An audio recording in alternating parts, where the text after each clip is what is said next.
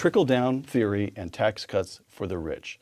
Thomas Sowell, in his new booklet, quote, at various times and places, particular individuals have argued that existing tax rates are so high that the government would collect more tax revenues if it lowered those tax rates. Close quote. Explain that argument. Oh, the argument is based on the belief that people will change their behavior as you change the tax rates. Those on the left often act as if human beings are just like inert blocks of wood or like chess pieces that you can move around on the chessboard to put wherever you want to carry out some grand design. But of course, people react to these things. Now, it's a theory, it's a hypothesis, and you could test it. Almost never is it tested. People instead say, oh, you just want to give tax cuts to the rich. Right. Now, you note in this booklet, brief as it is, you cover a lot of ground here. You write about various times and places people have advocated this, and you note several in particular. Republican Treasury Secretary Andrew Mellon argued for lower tax rates in the 1920s. Democratic President John Kennedy argues for cuts in the tax rates in the 1960s. Republican President Ronald Reagan, lower tax rates in the 80s, and then George W. Bush lowers tax rates once again in the 2000s. 4 experiments, as it were, one by a Democrat. In each of those 4 cases, what was the effect on the economy? The effect on the economy was to increase the rate of growth, increase the revenue received by the government. The rich not only paid more taxes after the tax cuts for the rich, as they call it, they paid a higher percentage of all taxes. Then this started back in the 1920s. In the early 20s, the tax rate on the top income was 73%. And the people making over $100,000 paid something like 30% of all taxes. By the end of the decade, the tax rate on the top had been cut to 24%. People making over $100,000 now paid 65% of all taxes. And the reason was quite simple, that when you have the tax rate at 73%, people simply don't pay it.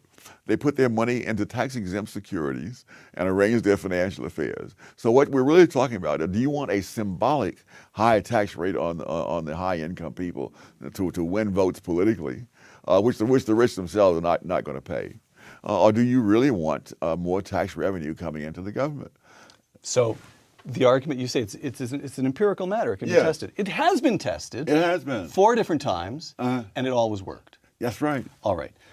In Trickle-Down Theory and Tax Cuts for the Rich, you quote such liberal heroes, progressive heroes as Woodrow Wilson and John Maynard Keynes on the importance of keeping tax rates modest. The Keynes quotation is especially striking. Quote, John Maynard Keynes, taxation may be so high as to defeat its object.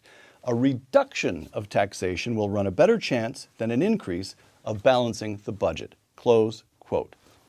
Then you, Tom Sowell, write, at this point there was not yet a sharp partisan difference on lowering high tax rates. Close quote. When did this sharp partisan difference emerge? What happened? In the second half of the 20th century. And on account of what? I guess over time, the Democrats moved further and further left. And so you had in the party only those people who thought it was wonderful to raise tax rates on high-income people. Trickle down and millionaires. Now, the attack on this theory, which has been tested and shown to work. President Obama in December of last year, the market will take care of everything, they tell us. Jobs and prosperity will eventually trickle down to everyone else. In April of this year, during the Bush years, the wealthy got wealthier, but prosperity sure didn't trickle down. In July, this past summer, Barack Obama, we've tried it their way. It didn't work. We were told that prosperity would start at the top and then trickle down. Close quote. Where does this phrase "trickle down" come from? Oh, I don't know. It was as far back as the Roosevelt administration. There is absolutely, it is an incredible thing. There is a non-existent theory that is constantly being attacked.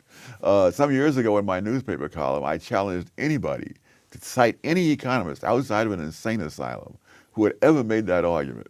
Nobody ever came up with a single person. So when Barack Obama says in this past July, quote, we were told that prosperity. Ask him who told him. Nobody told him. Nobody no told him. economist has ever held that. No politician has ever said it. I don't know of anybody who's ever said it. In fact, when I put this out, and I went out a nationally syndicated column, various people wrote me and said, well, so-and-so said that, so-and-so said it.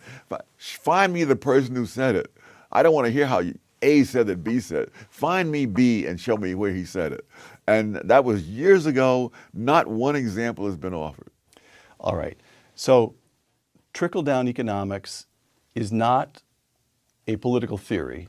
It is a political, I beg your pardon, it's not an economic theory. It is a political hack phrase used. It's a caricature. Caricature. Yeah. In other words, the argument really is not that you should put more money in the hands of the wealthy.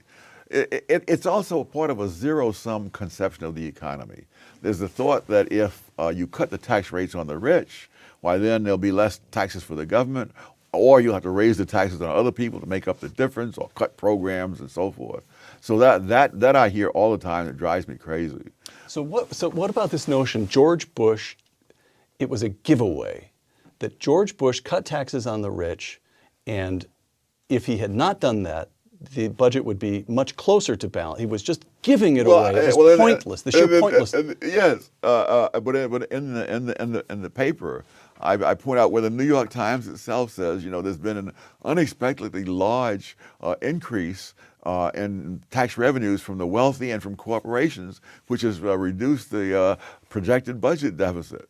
And the question, yes, expectations are in the eyes of the beholder. Unexpected by the New York Times. Unexpected by the New York Times, exactly. Right. But that's exactly what people have been expecting for more, at that point, 3/4 of a century, and which has been happening, and the New York Times just chose not to understand it.